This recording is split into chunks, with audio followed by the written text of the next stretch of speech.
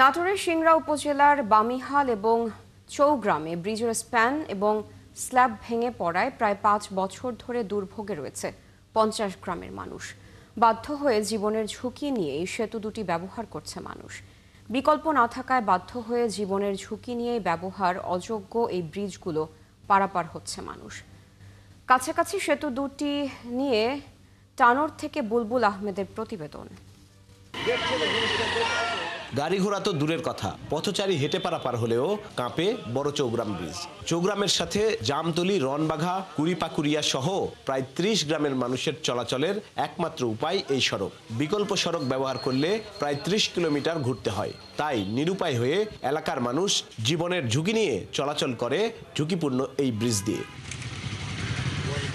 ভাঙা ব্রিজটি সংস্কার বা পুনর্নির্মাণ করে স্থায়ী সমাধানের বদলে ক্ষতিগ্রস্ত কংক্রিটের সেতুর উপর ইটের গাঁথুনি দিয়ে দায় সেরেছে প্রশাসন। এলাকাবাসী জানান, এই ব্রিজ পারাপারের সময় গত ৫ বছরে অন্তত ৪ জন মারা গেছে। প্রবেশদ্বার বললেই চলে এই ব্রিজটা।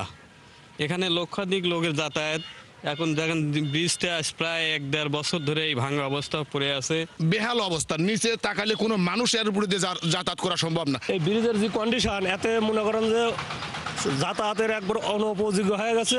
গাড়ি ঘোড়া যেতে পারতেছে না, মানুষের চলাফেরা অসুবিধা হচ্ছে, এই জন্য সংস্কারের দরকার। আপনাদের কাছে একটাই অনুরোধ, ব্রিজটা সারা ব্যবস্থা করেন, কারণ কখন যে অ্যাক্সিডেন্ট হয় মানুষ মারা যাবে এটা বলা খুব কঠিন। একই অবস্থা বামিহাল সেতুরও। বামিহাল সুকাশ গুরুত্বপূর্ণ সড়কের এই ব্রিজটিও চলাচলের অযোগ্য হয়ে পড়ে আছে প্রায় ৫ বছর। যেখানে মানুষ চলাচলই ঝুঁকিপূর্ণ, তার উপর দিয়ে নিরুপায় হয়ে মানুষ বড় বড় যান পারাপার করতে বাধ্য হচ্ছেন। এখন ধান কাটার মৌসুমে এই সেতুর উপর দিয়ে ঘরে ফসল তোলা নিয়ে দুশ্চিন্তায় এলাকাবাসী।